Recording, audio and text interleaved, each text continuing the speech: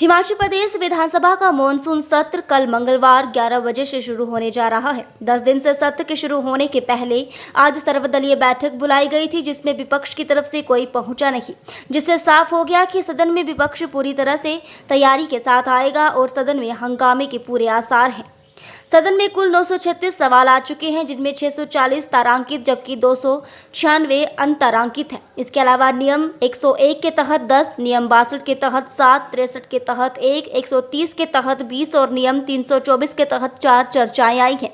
सर्वदलीय बैठक में विपक्ष के न पहुंचने को लेकर विधानसभा अध्यक्ष कुलदीप सिंह पठानिया ने बताया कि विपक्ष के नेता जयराम ठाकुर ने अपने स्वास्थ्य कारणों का हवाला दिया है। सत्र 27 अगस्त से 9 सितंबर तक चलेगा। कल 11 बजे से आरंभ हो रहे सेशन में सबसे पहले दिवंगत सदस्यों के प्रति शोकादार किया जाएगा। सदन के पूर्व सदस्यों टेकचंद, नारायण सिंह स्वामी व दौलत राम चौधरी की स्मृतियों को साझा किया जाएगा। उधर संसदीय कार्य मंत्री हर्षवर्धन चौहान ने सर्वदलीय बैठक में विपक्ष के नेता के न आने पर कहा कि यह संसदीय परंपराओं के लिए उचित नहीं है। ऐसा पहली बार हुआ है कि बैठक में विपक्ष नहीं आया। यदि जयराम ठाकुर को नहीं आना था तो वो अपनी जगह किसी और को भी भेज सकते थे। मॉनसून सत्र में स्वागत है। और जैसा आप जानते हैं कि हर सत्र से पहले हम जो है एक ऑल पार्टी मीटिंग भी करते हैं और मीडिया के जो हमारे साथी हैं उनसे भी रूबरू होते हैं। तो उसी सिलसिले में आज ऑल पार्टी मीटिंग भी थी और आपसे भी बातचीत हो रही है। तो इससे पहले कि जो प्रश्न आपने पूछा उसका उत्तर मैं दूं, पहले तो आपको ये जानकारी है कि मॉनसून सत्र हिमाचल प्रदेश विधानसभा का होने जा रहा है और ये ऐतिहासिक है। आज तक के जितने सेशंस हुए उसमें सबसे बड़ा सेशन है, यानी इसमें 10 सिटिंग्स जो है मॉनसून सत्र में होनी जा रही हैं। हमारे पड़ोसी पंजाब है, 2 सिटिंग्स कर रहे हैं। हरियाणा तो इलेक्शन में जा रहा है और नज़दीक के जितनी भी विधानसभाएं हैं आपने देखी होंगी, मॉनसून सत्र हो लिए कई जगह होने वाले हैं।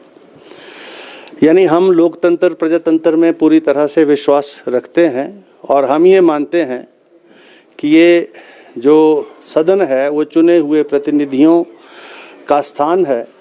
लोकतंत्र प्रजातंत्र का मंदिर है और हिमाचल प्रदेश की जनता से जुड़े हुए सभी विषय जो हैं इस मान्य सदन के माध्यम से चर्चा में आए। और इसीलिए जो है ये जो सिटिंग है 10 सिटिंग्स, जिस पर सरकार ने भी सहमति प्रकट की, हमने कैलेंडर बना के दिया और सरकार ने 10 सिटिंग करने का निर्णय लिया। मैं आभार व्यक्त करना चाहूँगा सदन के नेता का। अभी आपको कुछ प्रेस के मीडिया को तो जानकारी है, मैंने पढ़ा आज कि आपने यहाँ से इन्फॉर्मेशन विधानसभा सचिवालय से कलेक्ट की है। टोटल जो स्टार्ड और अनस्टार्ड क्वेश्चंस है हमारे पास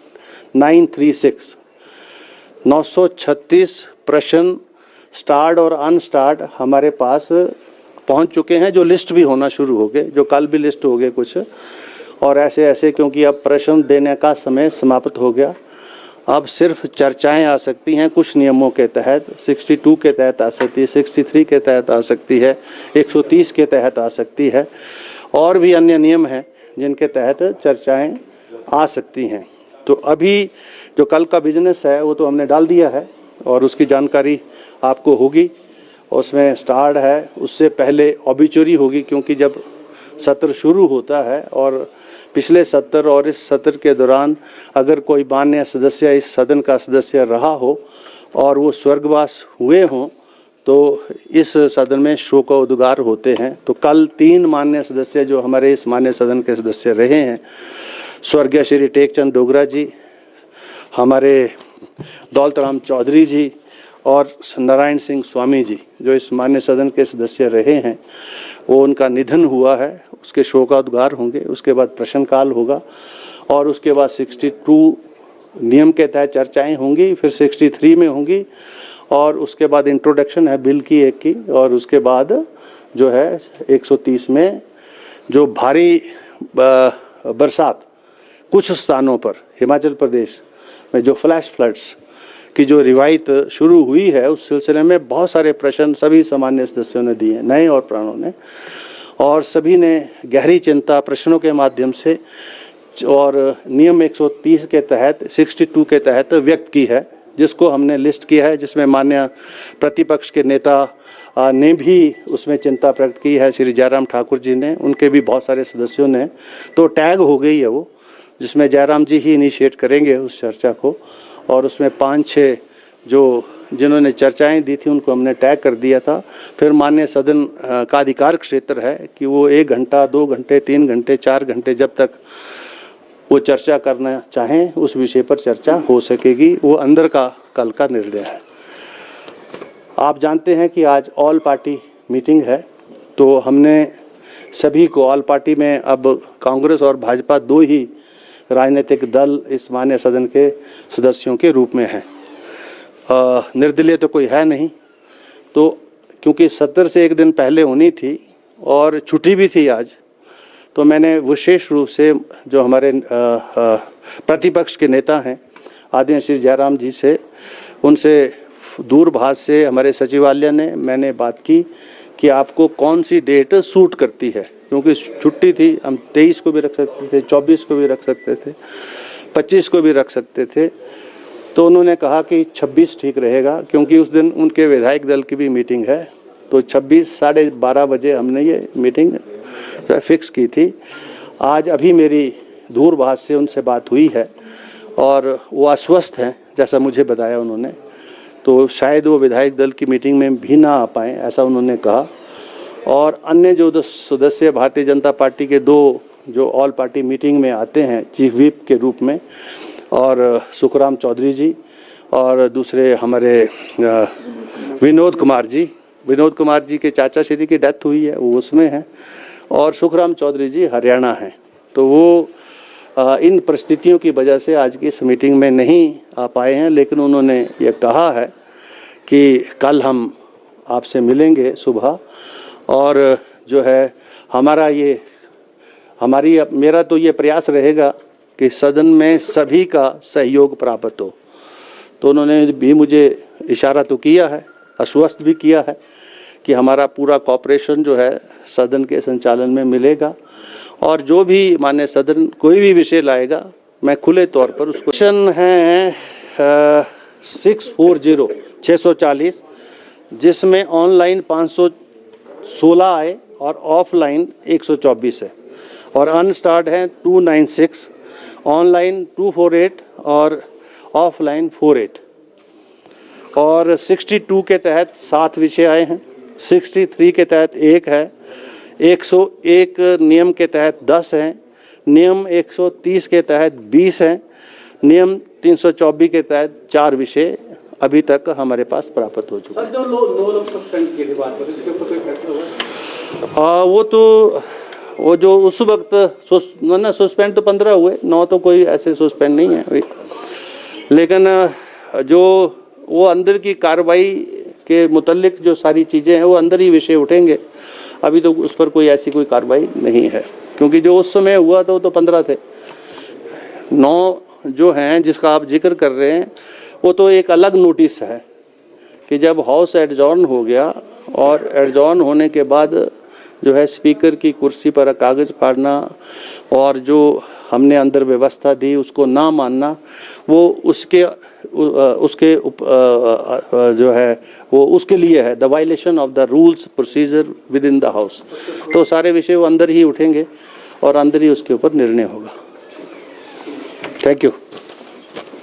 आज जो है आदरणीय अध्यक्ष हिमाचल प्रदेश विधानसभा कुलदीप पठानिया जी द्वारा जो है विधानसभा सेशन शुरू होने से पूर्व जो है परंपराओं के अनुरूप जो है सर्वदलीय बैठक जो है आज बुलाई गई है, जिसमें विस्तृत रूप से जो है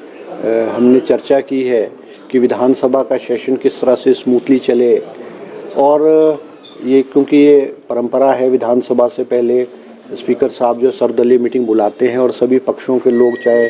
सत्ता पक्ष है, चाहे विपक्ष है, चाहे निर्दलीय है, वो सभी विधायकों को ये परंपरा रही है, मीटिंग में आते हैं, पार्टिसिपेट करते हैं, अपनी बात रखते हैं। मगर दुर्भाग्यपूर्ण है कि आज भारतीय जनता पार्टी की तरफ से कोई भी जो है इनका सदस्य इस सर्वदलीय मीटिंग में नहीं आया है, जो कि ये कोई अच्छी परंपरा नहीं है, क्योंकि स्पीकर का जो ऑफिस है वो निर्दलीय है और वो पॉलिटिक्स से ऊपर उठ कर के ऑफिस है। और हम स्पीकर के माध्यम से और स्पीकर के थ्रू जो भी हमारी सदन में हम कोई चर्चा रखना चाहते हैं और बातें हैं वो यहाँ चर्चा होती है। और स्पीकर साहब का जो लक्ष्य है और हमारा सरकार की भी जो मंशा है कि वो सदन जो है बहुत स्मूथली चले। और इस बार जो मॉनसून सेशन रखा गया है ये पहली बार है। मुख्यमंत्री सुखविंदर सिंह सुक्खू द्वारा जो है वो मॉनसून सेशन अमूमन 5-6 दिन का रखा जाता था, मगर ये पहली बार है कि ये मॉनसून सेशन की जो अवधि है वो 10 दिन तक रखी गई है। सरकार की मंशा है कि हर सदस्य, चाहे सत्ता पक्ष है चाहे विपक्ष है, वो इस सदन में सार्थक चर्चा करे, पॉजिटिव चर्चा करे, अपनी बात रखे, अपने चुनाव क्षेत्र की, पूरे ज़िला और ज़िला हिमाचल प्रदेश की जो ज्वलंत मुद्दे हैं उन पर जो है वो खुल कर के बात रखे, सरकार को सुझाव दे। और जो पॉजिटिव सुझाव जो है वो सरकार जो है वो मानेगी। मगर आज जो ये शुरुआत हुई है, मुझे लगता है दुर्भाग्यपूर्ण है, अच्छा नहीं है। जयराम जी से मेरी भी बात हुई, स्पीकर साहब ने जो है जो समय है और टाइम है वो विपक्ष के नेताजी को पूछ करके रखा था, मगर वो मेरी भी बात हुई, मैंने भी रिक्वेस्ट किया जयराम जी से कि वो आप आएँ, मगर उन्होंने कहा वो अस्वस्थ हैं। तो मैंने कहा कि कोई और विधायक को जो है आपके जो चीफ विप है, डिप्टी चीफ विप है, कोई है, उनको भेजें। मगर अब ये भारतीय जनता पार्टी की सोच है, किस सोच से वो यहाँ नहीं आए हैं या क्या कारण रहे हैं, क्या मजबूरी रही है, इस पे तो विस्तृत रूप से वही जानकारी दे सकते हैं। मगर हम चाहते हैं कि सरकार चाहती है कि स्मूथली फंक्शन करे ये सदन, और हमारे सदन की जो उच्च परंपराएं हैं वहाँ इसमें जो है सभी सदस्य उसको निर्वहन करें। अभी जो बजट सेशन हुआ है और जिस तरह से सेशन के अंदर हमारे विपक्ष के विधायकों द्वारा आचरण किया गया है, कागज़ को फेंकना, नारे मारना, स्पीकर के आसन पे जाकर के पहुंच जाना और अभद्र व्यवहार करना, स्पीकर के ऑफिस में आकर के स्पीकर को धमकाना, डराना, जिस तरह की घटनाएं बजट सेशन में हुई वो दुर्भाग्यपूर्ण है। हम चाहते हैं कि ऐसा ना हो, क्योंकि जो लक्ष्य भारतीय जनता पार्टी का था कि सरकार को गिराया जाए, ऑपरेशन लोटस को फेल किया जाए, ऑपरेशन लोटस हिमाचल में इन्होंने शुरू किया था, उसको हिमाचल की जनता और कांग्रेस पार्टी और मुख्यमंत्री सुखविंदर सिंह सुक्खू के नेतृत्व में जो है उसको जो है वो फेल कर दिया गया है। और हम चाहते हैं कि जब जनता में हम गए, जनता ने हिमाचल प्रदेश की सरकार और मुख्यमंत्री के नेतृत्व में कांग्रेस पार्टी को जो है स्पष्ट पूर्ण बहुमत दिया है। 2022 में हमारे पास 40 विधायक थे, आज कांग्रेस के पास जो है 40 विधायक है। और भारतीय जनता पार्टी ये भूल जाए कि वो सोचे कि ऑपरेशन लोटस होगा, सरकार गिरेगी, जिस तरह के सपने हिमाचल प्रदेश की जनता को इन्होंने पिछले 1.5 सालों में दिखाए। और जब लोकसभा चुनाव में भी गए तो कह रहे थे सरकार गिरेगी, 2 सरकारें बनेगी। मगर हिमाचल की जनता ने एक करारा जवाब जो है वो भारतीय जनता पार्टी को दिया है कि हिमाचल प्रदेश में दल बदल की राजनीति, पैसे की खरीद फरोख्त की राजनीति वो चलने वाली नहीं है। भारतीय जनता पार्टी को इस बात को समझना चाहिए और विपक्ष में 2027 तक अपना मन बना करके बैठना चाहिए कि 2027 तक भारतीय जनता पार्टी विपक्ष में बैठेगी। हम उम्मीद करते हैं भारतीय जनता पार्टी से वो एक पॉजिटिव रोल अदा करे, एक कंस्ट्रक्टिव रोल अदा करे और हिमाचल प्रदेश के विकास में जो है एक अच्छे सुझाव दे। केंद्र में आज भारतीय जनता पार्टी की सरकार है और हम उम्मीद करते हैं कि पिछले साल हिमाचल प्रदेश में 9,000 करोड़ रुपए का नुकसान हुआ, उसकी एवज में हमें बहुत कम राशि मिली और हमें वही मिला जो हमारा हक था। हमने पिछले बार सदन में प्रस्ताव आया कि जबकि मांग की गई कि केंद्र सरकार से मांग की जाए कि प्रस्ताव के रूप में कि वे हिमाचल प्रदेश को आर्थिक मदद करें, मगर विपक्ष के नेता और विपक्ष के सभी विधायक जो है सदन में जो है वो चुप बैठे रहे, उस प्रस्ताव के समर्थन में उन्होंने हाँ नहीं की है, तो दुर्भाग्यपूर्ण है। राजनीति तो जब चुनाव होंगे, चुनाव से कुछ समय पहले राजनीति की जा सकती है, मगर हमेशा राजनीति करना जो है वो ठीक बात नहीं है। और हिमाचल प्रदेश के हितों की रक्षा करना, हिमाचल प्रदेश के जो मुद्दे हैं उनकी केंद्र में पैरवी करना, जहां प्रदेश सरकार की जिम्मेवारी है, वह भारतीय जनता पार्टी के नेताओं की, विशेष करके जयराम जी की भी जिम्मेवारी बनती है। और हम अपेक्षा और उम्मीद करते हैं कि पॉजिटिव रोल अदा करें और ये सदन जो है स्मूथली जो है वो 10 दिन चले। जो भी इनके मुद्दे होंगे, जो भी इश्यूज़ हैं, उनको हमने स्पीकर साहब को भी मैंने कहा है कि इनके जो इश्यूज़ हैं, विपक्ष के इश्यूज़ हैं, उनको प्राथमिकता के आधार पर लगाया जाए। अब कल जो सदन की पहली जो सभा होनी है, बैठक होनी है, उसमें जयराम जी द्वारा हिमाचल प्रदेश में जो नुकसान हुआ है भारी बरसात में, उसका इशू लगाया गया है। उसमें हमारे कांग्रेस के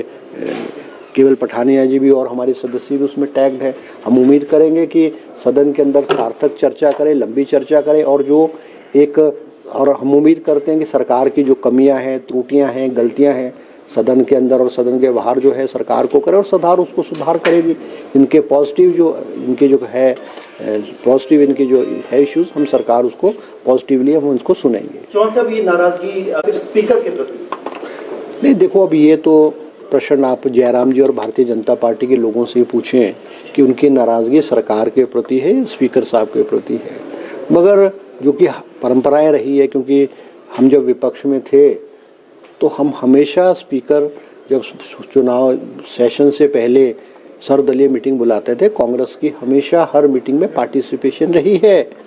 अब ये उनकी सोच है, मगर ये मैं कह सकता हूँ कि ये जो है स्वस्थ परंपराओं, जो हमारी डेमोक्रेटिक सिस्टम में, हमारी जो पार्लियामेंट्री सिस्टम है, उसमें जो हमारी परंपराएं हैं, हमको सभी को राजनीति से ऊपर उठ करके इन परंपराओं का निर्वहन करना चाहिए और हमको निभाना चाहिए। ठीक है, आपकी नाराज़गी हो सकती है, आपकी कोई बात हो सकती है, आप एक प्लेटफॉर्म है, सर्वदलीय मीटिंग जो है इसलिए बुलाई गई, आपका प्लेटफॉर्म है, आप अपनी बात स्पीकर साहब के सामने सरकार के समक्ष रखें और एक रास्ता, हर चीज़ का रास्ता निकाला जा सकता है। तो उनकी इच्छा है। ठीक है जी, थैंक यू।